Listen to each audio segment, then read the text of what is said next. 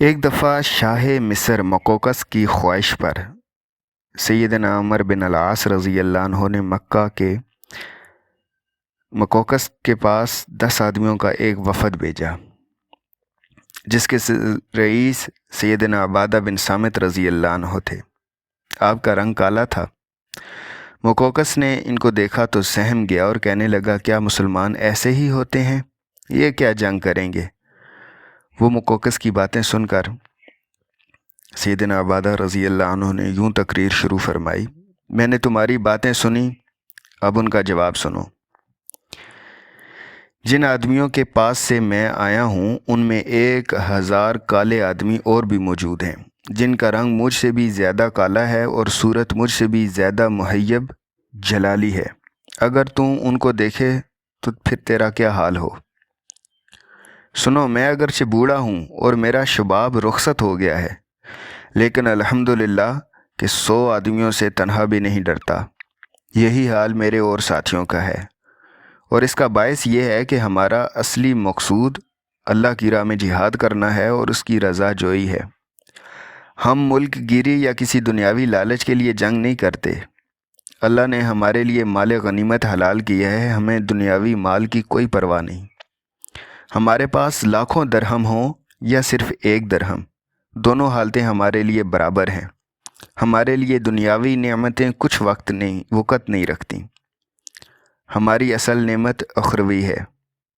ہمارے برگزیدہ رسول صلی اللہ علیہ وسلم نے ہم سے عہد لیا ہے کہ ہم مال دنیا سے صرف اسی قدر لیں گے جس سے بھوک ختم ہو سکے اور ستر چھپ سکے۔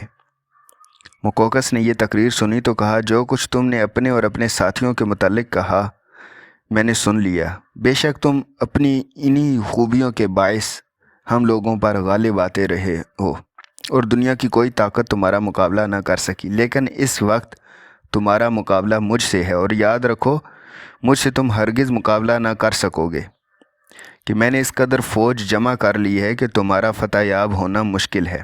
بس تمہارے لیے یہی بہتر ہے کہ میں تم میں سے ہر ایک شخص کو 2 دینار اور تمہارے خلیفے کو 1000 دینار دیتا ہوں۔ تم یہ رقم لو اور واپس چلے جاؤ۔ سیدنا عبادہ رضی اللہ عنہ نے اس کی یہ باتیں سنی اور فرمایا، تم اور تمہارے ساتھی دھوکے میں نہ رہیں، تم ہمیں رومیوں کے ٹڈی دل فوج سے اور لشکر سے ڈراتے ہو۔ مجھے قسم ہے خدا کی کہ ہمیں اس کی رتی بھر پرواہ نہیں، بلکہ تمہاری اس گفتگو نے ہمارے جذبہ جہاد کو اور بھی ابھار دیا ہے۔ اب ہم ان 2 برکتوں میں سے ایک برکت ضرور حاصل کر کے رہیں گے۔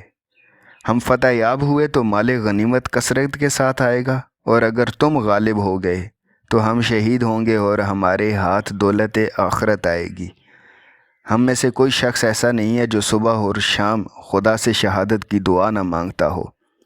آخر جنگ شروع ہو گئی اور وہی کچھ ہوا جو کچھ سیدنا عبادہ رضی اللہ عنہ نے فرمایا تھا، یعنی خدا کی چنی ہوئی قوم نے مصر پر قبضہ کر لیا اور مجاہدین نے جو کچھ کہا وہ کر کے دکھایا۔